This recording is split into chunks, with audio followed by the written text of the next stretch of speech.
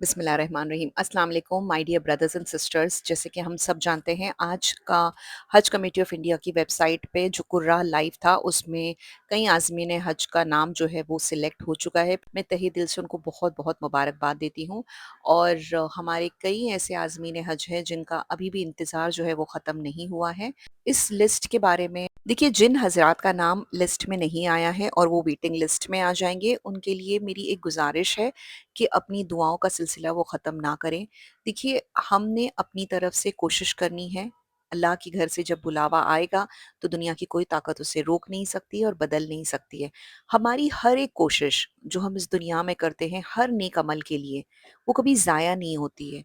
हमारा इंसानी दिमाग जो होता है ना, वो कई बार ऐसा सोचता है कि मेरी मेहनत जो थी वो बहुत ज़्यादा थी और मैं काफ़ी दिनों से इस चीज़ के लिए कोशिश कर रही थी या कर रहा था और मेरा नाम ही नहीं आया है, और कई लोग मायूस हो जाते हैं।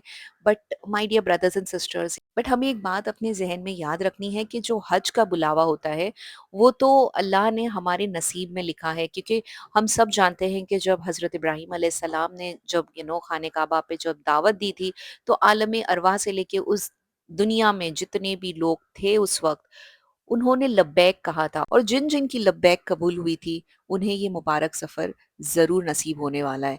लेकिन आज इस दुनिया में क्या हम उस लब्बैक को याद कर सकते हैं?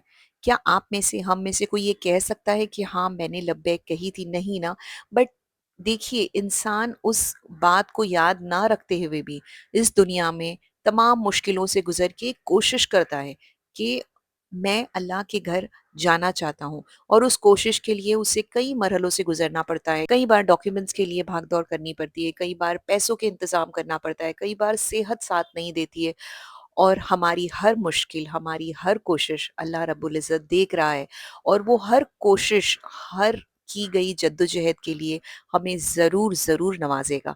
तो चाहे हज के लिए हमें बुलावा आए, इस साल आए, अगले साल आए, या हम अपनी कोशिश जब तक जारी रखें, हमें ये नहीं भूलना चाहिए कि हमारी नेकी की तरफ की गई हर एक कोशिश कभी ज़ाया नहीं जाएगी। या तो हमें दुनिया में ही उसका बदल मिलेगा, या रोज़े क़यामत हमें उसका सवाब ज़रूर मिलेगा।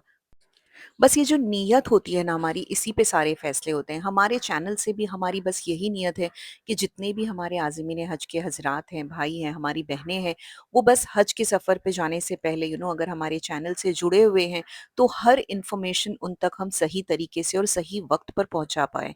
देखिए, ये जो सफ़र है ना, इसका अल्टीमेट सवाब क्या है? आप सोच के देखिए कि एक मकबूल हज का सवाब है जन्नत।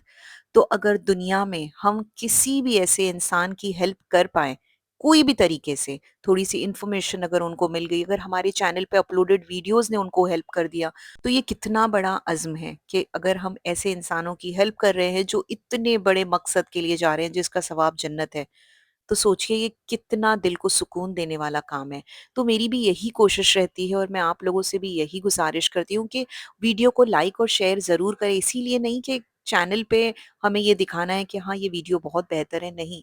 आपके लाइक करने से, आपके शेयर करने से, बिकॉज़ देखिए क्या होता है, ये जो यूट्यूब है ये एक एल्गोरिथम पे चलता है, एक एआई एल्गोरिथम होता है। जब उस पे लाइक किया जाता है, उस पे कमेंट एंड शेयर किए जाते हैं, अगर वो हेल्पफुल है, तो सिस्टम ये समझता है कि हाँ, ये वीडियो रेलेवेंट है, ये समझ रहा है लोगों को, और ये इस तरह ज़्यादा से ज़्यादा लोगों तक पहुँचता है।